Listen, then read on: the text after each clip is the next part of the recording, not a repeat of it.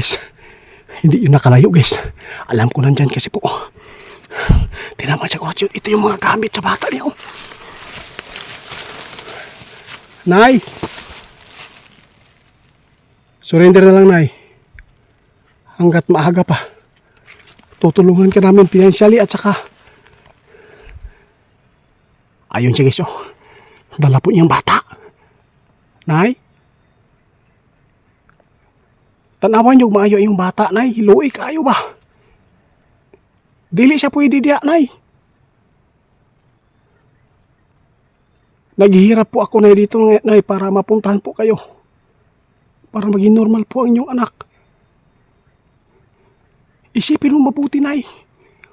Hindi po talaga pwede yung bata dito. Hindi ka ba naawa sa anak mo? Makikita nyo guys, dito siya talaga nag-guys. Yung mga damit niya, yung mga damit sa bata. Grabe yung damit.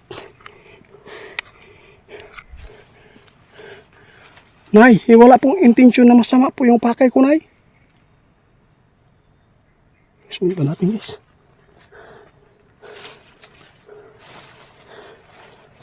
Nay, dadalhin ko yung damit ng bata mo.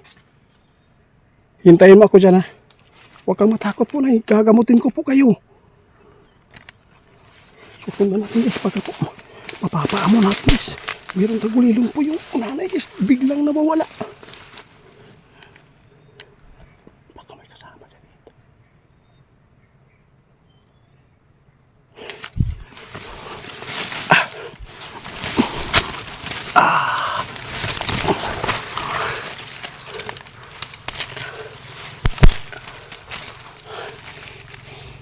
Hirap talaga guys ng kalagayan natin ito guys.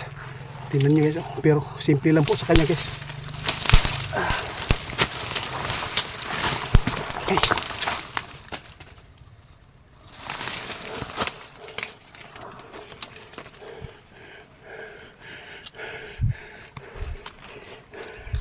Asak ka siya.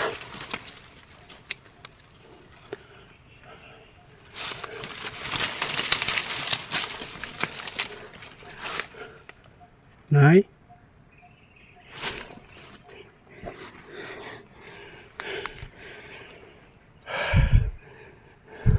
Handa kaming tumulong sa iyo, Nay. Ibibigay po namin yung bahay ni Alan po doon sa amin po, Nay. Kung mag-surrender ka lang kasama po yung anak mo. Nay?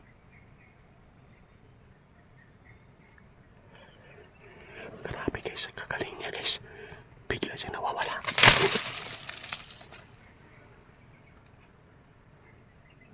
Maigo ko, Nay. Panlapay, Nay. Gusto lang ko makatabang sa inyo, Nay. Gusto ko magamot yung anak po ninyo. Wala unahan nyo, Nay, umayo ba? Dili dapat ang bata dito sa gubat, dito sa damuhan. Hindi mo alam, Nay, kung anong kinakain po yung anak mo. Huwag po nyong isugal po yung buhay nila. Para lang po sa pagkontrol po na naman sa inyo. Galit na galit guys. Maigo ko na ya.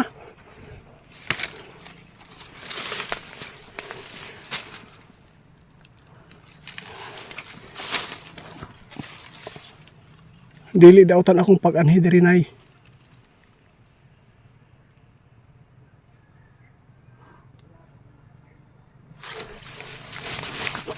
May kasama siya guys. Delikado tayo dito. Pinagbabato ko guys. May kasama pala sa dito. Ayaw kong kumalaw guys. Hindi ako kagalaw dito muna. Pag kumalaw tayo baka matamaan tayo ng bato.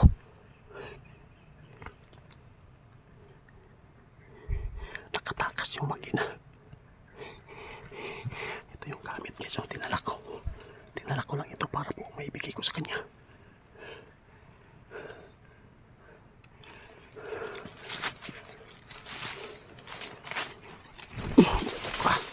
Bahala ka na.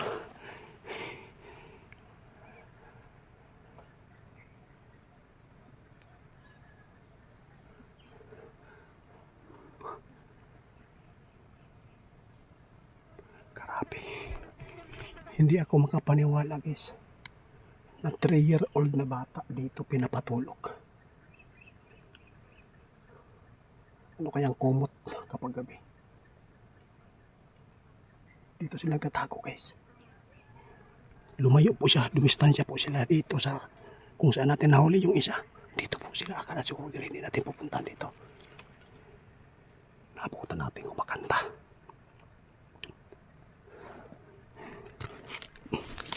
Sundan natin. Dito tayo dadaan. Yung gamit niya, bahala na to. Itatapon ko na yan.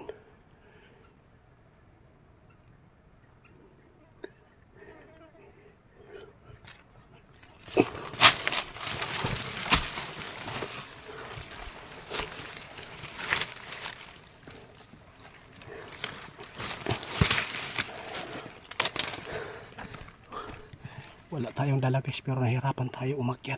Pero siya simple lang po sa kanya. Bit-bit po niya yung anak niya na 3-year-old. Mabigat na yan eh.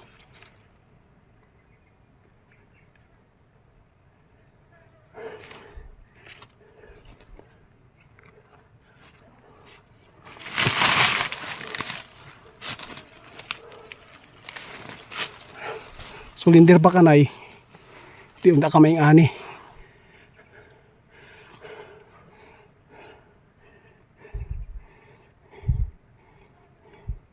Hindi po kayo magtatagumpay na kasi kadiliman po yung naghawak po sa inyo.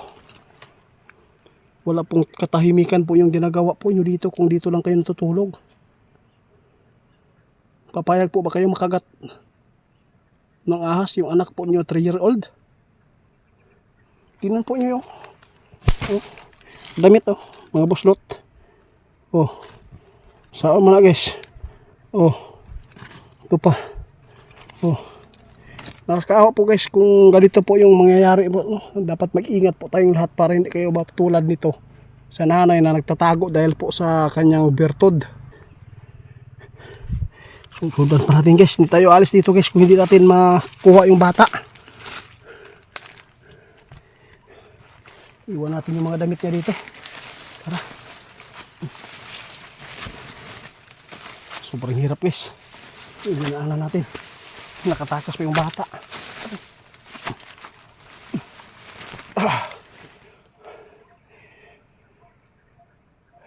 Napakalaki yung damuhan dito guys, mga kakawayan.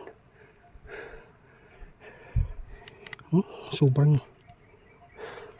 nakakaamis po yung galawan nila. Nay!